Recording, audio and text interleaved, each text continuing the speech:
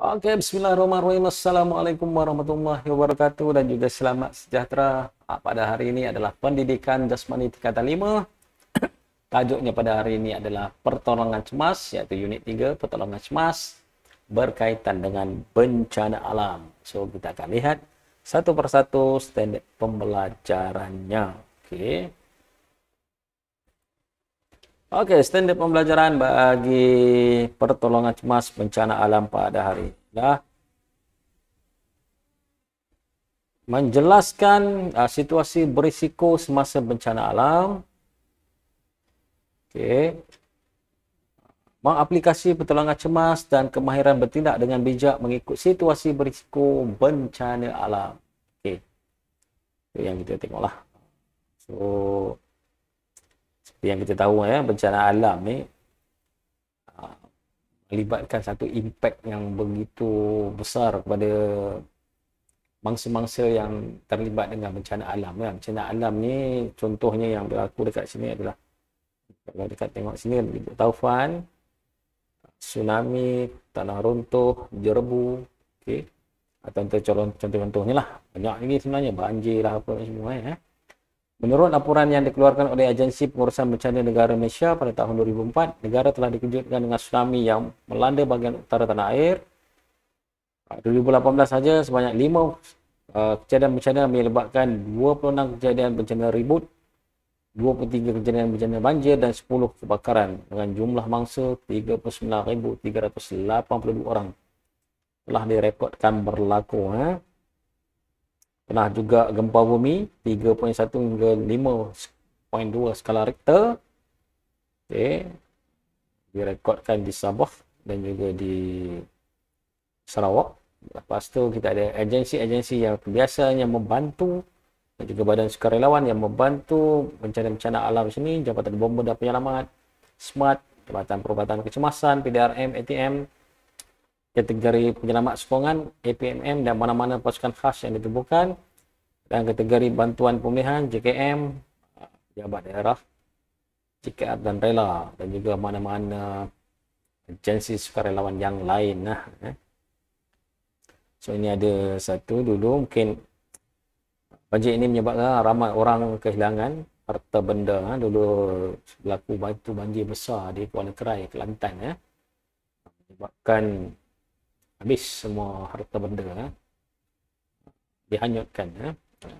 Antara contoh lain bencana alam adalah kebakaran ini dan juga tanah runtuh. Situasi berisiko semasa bencana alam. Hampir semua negara di muka bumi ini mengalami bencana alam, semua negara lah. Bencana alam yang berlaku meninggalkan kesan yang mendalam kepada mangsa. Kebanyakan mangsa akan mengalami trauma dan terdedah kepada risiko. Memang trauma, terdedah kepada pelbagai risiko. So kita tengok apa yang risiko yang dihadapi oleh mangsa bencana alam. Yang pertama sekali, udara tercemar. Asap, kalau pembakaran ini akan mencemarkan udara dan membahayakan nyawa manusia yang menghirup udara tersebut, terutama pada kanak-kanak, orang tua, sakit, asma, bronkitis dan juga radang paru-paru. Kadang-kadang yang tercemar ni macam jerebu kuat. Tingkah laku manusia yang tidak bermoral seperti pembakaran hutan untuk tujuan pembangunan yang tidak terkawal turut menyumbang ke arah kemusnahan alam, kemusnahan hutan, pembakaran terbuka mendorong berlakunya seperti banjir dan juga tanah runtuh lah. Ini hutan lah. Penyakit berjangkit. Ini sebenarnya yang kita takut lah. Apabila berlaku bencana, terutamanya banjir, penyakit ini datang sebab kita dalam keadaan tercemar. Kejadian bencana alam seperti banjir menimbulkan pelbagai penyakit bawaan mikroorganisma seperti bakteria, virus, fungus, protozoa, helmin, iaitu cacing dan prion. Sikap manusia yang tidak mementingkan kebersihan selepas bencana alam mengakibatkan penularan penyakit berjangkit. Yang satu sebab kita tak bersih. Tapi nak bersih susah juga kita nak cakap masa banjir ni macam mana kita nak menguruskan kebersihan tu dengan baik. Kita semulanya secara minimum kalau tak bersih sangat pun secara minimum tu perlulah jaga kebersihan juga.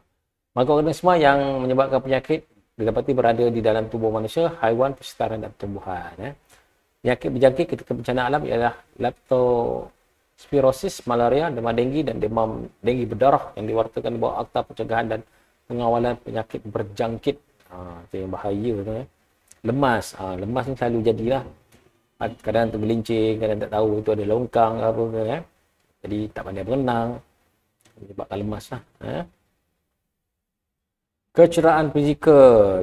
Kecederaan fizikal.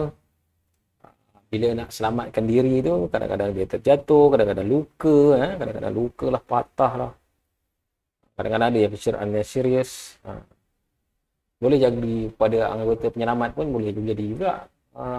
Luka ni dia nak selamatkan orang tu. Ini bukan senang. Makanan yang tercemar, betul. Makanan yang terkena banjir telah tercemar dan tidak selamat.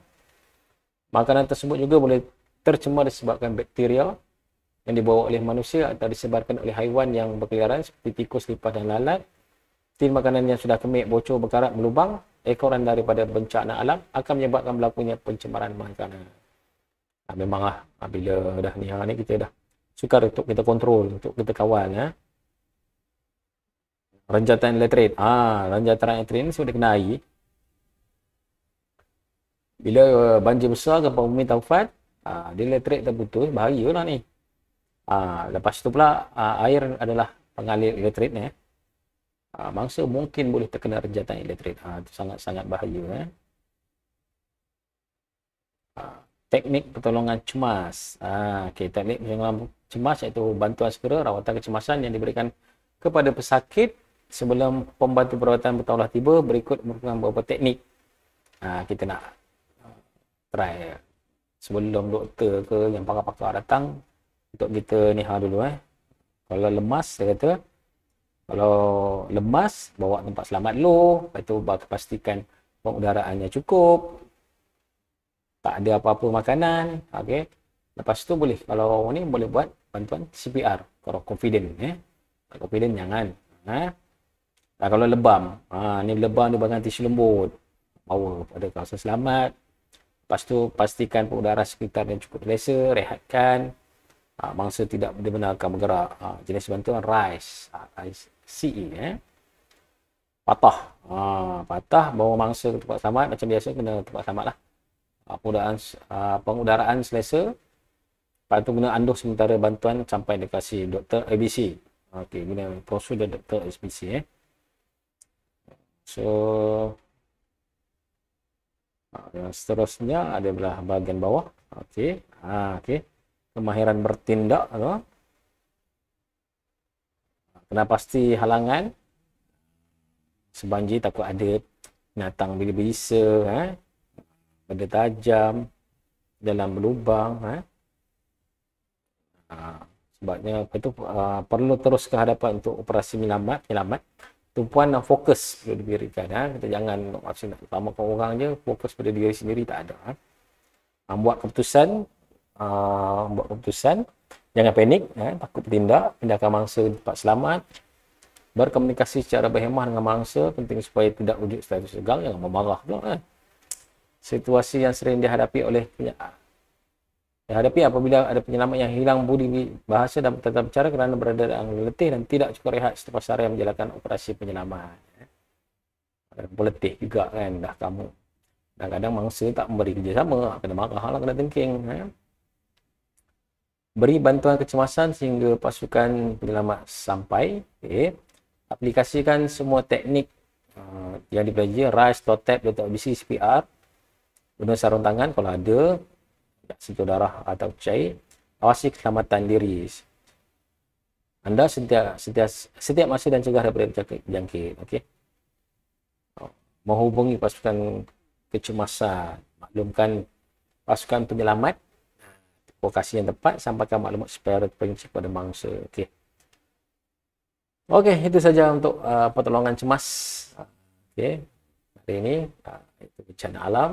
Kita akan jumpa di kelas yang akan datang. Sekian dulu daripada saya. Sekian, terima kasih.